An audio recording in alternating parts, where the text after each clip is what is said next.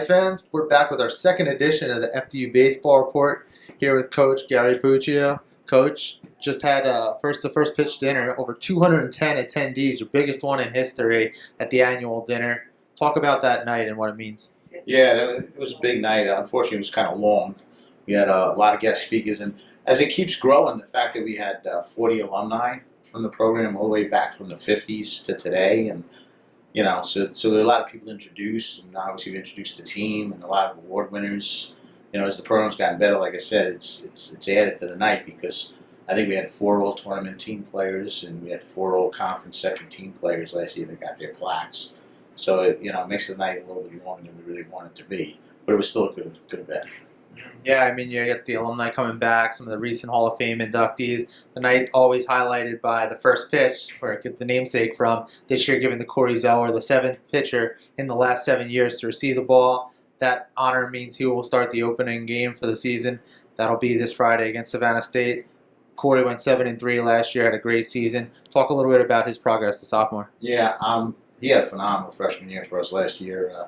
Including his 7th win was a 2-0 victory in the playoffs against Central Connecticut, which was absolutely phenomenal. He's been a big plus for us since the day he got here. He's been solid. We've had him in rotation since maybe 3-4 games into the season last year, and he's just been solid performances all the time. So we expect a good outing from him, and hopefully he'll give us that. Mm-hmm.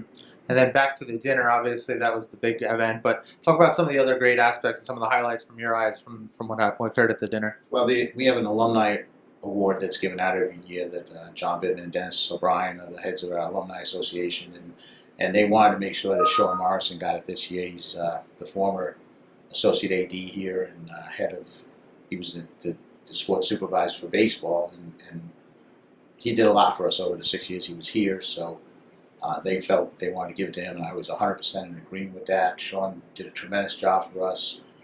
He was very complimentary in his acceptance of it, and it was good to see him there. And he's, a lot of our success in the program is because Sean was a great advocate for the baseball program when he was here.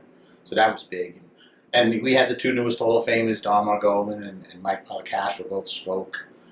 Steve Nabowski and Joe Rigoli speak for me every year. They did their bit, and of course John Bittman, the dinner's named after. He helps present the first pitch, which was a big thing. But it's 7 years in a row now that we've had a different starting pitcher on opening day. So I don't know if that's good or bad, that we've never gotten to have the same guy pitch. You would think at some point that would happen, but not yet. Yeah, mixing it up a little bit, getting some fresh blood. It's always nice to give the honor to a different player, spread the wealth. Another player that's been featured, we saw on D1Baseball.com as their preseason NEC Player of the Year, was Ryan Brennan. Ryan, an outfielder, but he also gives you a boost out of the back end of that bullpen. 9 saves last year, which already puts him amongst the all-time leaders. Talk about his contributions and getting a preseason award like that. It's unbelievable because, he closes from left field. And, it's like a Little League game that I have the left fielder come in to pitch the last couple of batters. And he had 11 save opportunities last year. He saved 9 of them. He was terrific for us out of the pen. But I'm still not used to it, him coming in, from on the field. And he is the biggest thing is, I need him in the lineup. The kid is a tremendous hitter. He hit like 340 for us last year. I think he had something like 6 homers and 30 ribbies, and he missed 12 games. So, one of the things we're going to try to keep him healthy and keep him on the field because I think that's important. He's one of those kids that plays with reckless abandonment.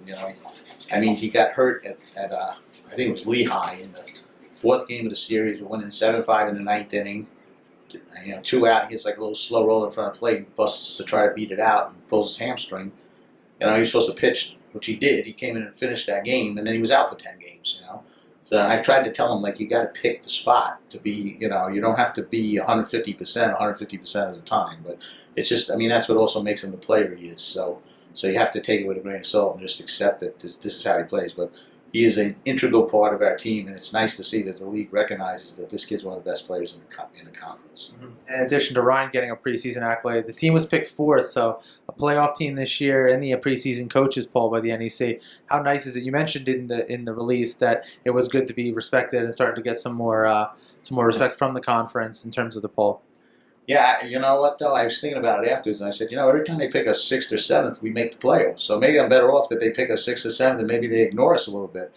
Being picked 4th, they're going to be paying attention to us. So that may work against us. Who knows? But it is nice to know that when I took over the program, they had finished last, I don't know, 6 out of the last 7 years before I got here. So it's nice to see that they're getting recognition, that we got 2 or 3 kids that are being picked as pro prospects, and we got, the team being picked to finish fourth. It's a good feeling.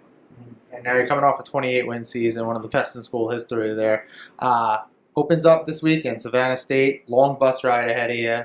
It's going to be nice weather down there. Not really baseball season weather here, but the season is upon us. What are you looking to see from the team in this first 3-game series? I know you're new here, that, it's your first year as the SID, but we went down to Savannah 3 years ago, I believe, in that year that March was the most incredibly bad weather month. So we drove 15, 16 hours to go play down there, 6 o'clock start, and it was 29 degrees at game time in Georgia. And I told the coach I didn't have to travel 15 hours to play in 29. I could have stayed home, So we're hoping it's 70 degrees. We're hoping it's much better weather.